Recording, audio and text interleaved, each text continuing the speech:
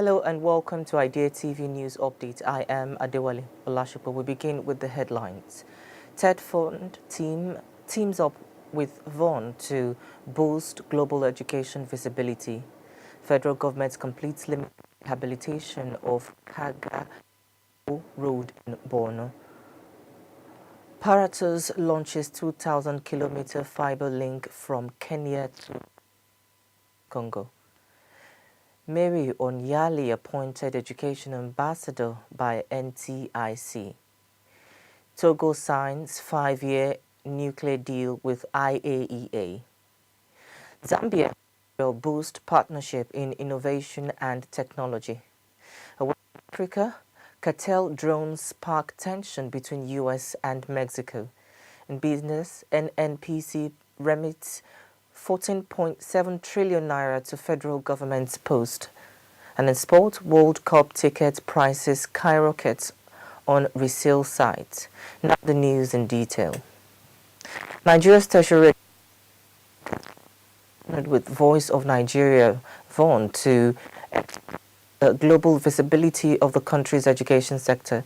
The agreement was announced during a meeting in Abuja between TETFUND Executive Secretary Sonny Echono and VON Director General Jibrin Baba Ndas. The partnership aims to showcase TETFUND's interventions in tertiary institutions nationwide, particularly in rural communities, through strategic media coverage. Echono highlighted the importance of content co-creation and continuous engagements to strengthen transparency and public awareness of funds projects. VON's multilingual broadcasting capacity, operating in 8 languages, will play a key role in reaching diverse audience across Nigeria and internationally. Ndans also reviewed efforts to reactivate high-capacity transmitters to project Nigeria's educational and developmental achievements globally, ensuring the country's narrative is widely communicated. Now to other news. The federal government of Nigeria has completed the limited rehabilitation of the GUBIO road in Borno State, covering sections 1 and 2 near the Benishiki town. The project aims to restore critical transport links, improve mobility and support economic recovery in the northeast. The Ministry of Works described the road as a strategic corridor connecting rural communities to Maiduguri and neighboring Yobe State. Officials said the improved route will facilitate safe transportation of agricultural produce, ease travel and strengthen commercial activity across the region. The rehabilitation is part of broader efforts to secure infrastructure amid ongoing military operations against insurgent groups. Enhanced security has enabled the resumption of construction works, and similar projects including the Maiduguri-Mongono Road are ongoing despite logistical and security challenges. Pan-African telecom provider Paratus Group has launched a 2,000-kilometer terrestrial fiber optic network connecting Mombasa, Kenya to Goma in the Democratic Republic of Congo. The 2GM corridor passes through Nairobi, Kampala and Kigali, linking key East African capitals and expanding regional connectivity. The project aims to connect landlocked Central African markets to international bandwidths via submarine cables in Mombasa, providing operators and enterprises with a low latency, more reliable route for digital services. The network is already operational and serving its first customers.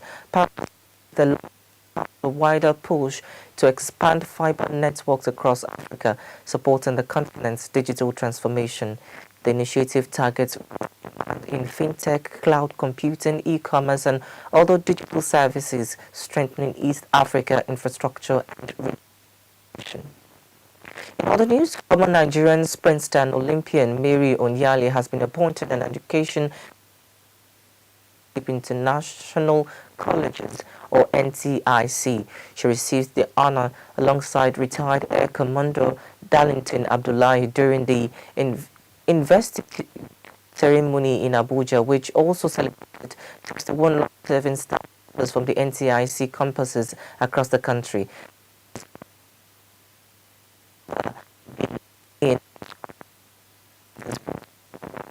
And educational He served as a role model.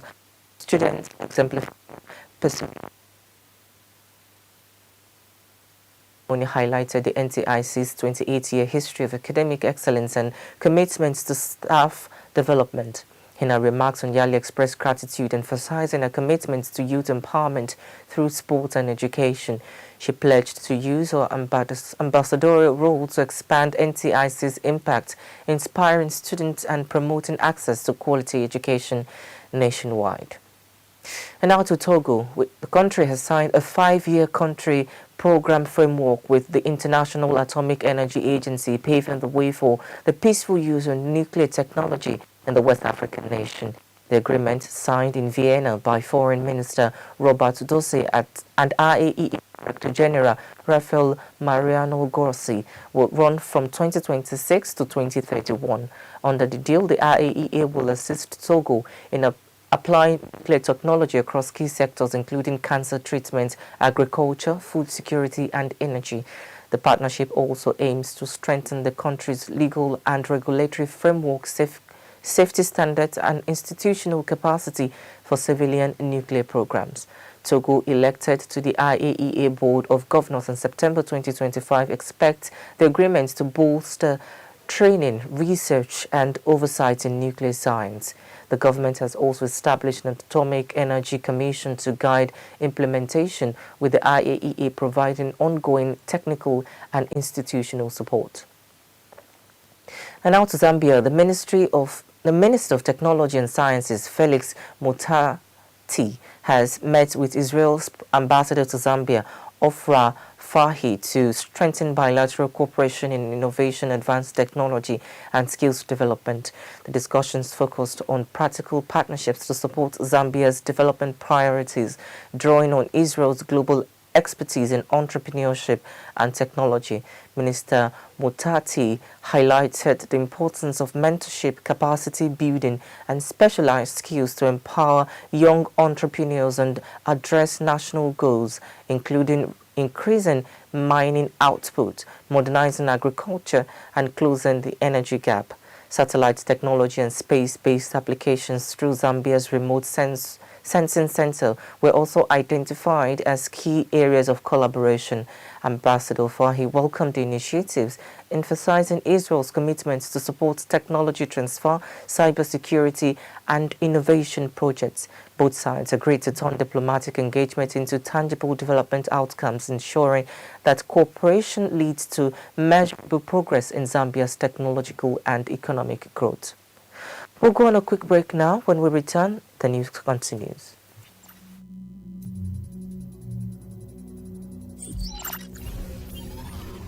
"5G technology. 5G technology promises to be a game changer by delivering ultra-fast internet speeds, low latency, and the ability to connect millions of devices seamlessly. It's going to fuel the future of smart cities, autonomous vehicles, and IoT devices, allowing them to communicate in real time. However, 5G rollout isn't without hurdles. High costs of infrastructure and regulatory issues in some regions have slowed down implementation. By 2026, the 5G market is expected to be valued at $667.90 billion, with the US, China, and South Korea leading the change. The challenge? Cybersecurity risks and data privacy will remain top concerns as more devices become connected.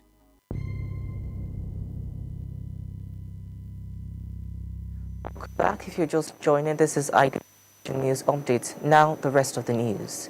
Away from Africa, the US facing heightened tensions after the temporary closure of E1 Paso airspace, which U.S. authorities initially attributed to a Mexican cartel drone incursion. While no attacks occurred, the incident has brought attention to the growing use of drones by cartels for surveillance and drug transport along the border. Experts say Mexico crime groups, particularly the Jalisco New Generation Cartel, have long used inexpensive drones for smuggling and intelligence gathering. Pentagon reports indicate more than 1,000 drone incursions occur along the border each month, though there is no evidence of attack on U.S. soil. U.S. officials continue to monitor these operations closely. The episode has amplified political tensions, with President Donald Trump warning of potential unilateral action, while Mexican President Claudia Sheinbaum stresses that any military move on Mexican soil would breach sovereignty. Both countries' authorities are engaging in talks to address border security and curb cartel drone activity. Now to business. The Nigerian National Petroleum Corporation (NNPC) Limited has remitted 14.7 trillion naira in statutory payments to the federal government for the full year of 2025, according to the company's December monthly report. The report shows total revenue of 60.5 trillion and a profit after tax of 5.76 trillion naira, reflecting strong financial performance and contributions to government coffers. NNPC reported natural gas production of 6,914 million standard cubic feet per day in December, slightly down from November due to planned maintenance and unplanned outages. The company also provided updates on major gas infrastructure projects, including the Ajaukuta-Kaduna-Kano gas pipeline and OB3 River Niger crossing, both on track to boost domestic gas supply.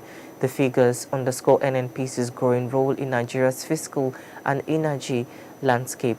With strategic projects and advancing and maintaining cycle concluding, the company is expected to further strengthen government revenue contributions, support domestic energy supply, and drive economic growth in 2026. Now to sports.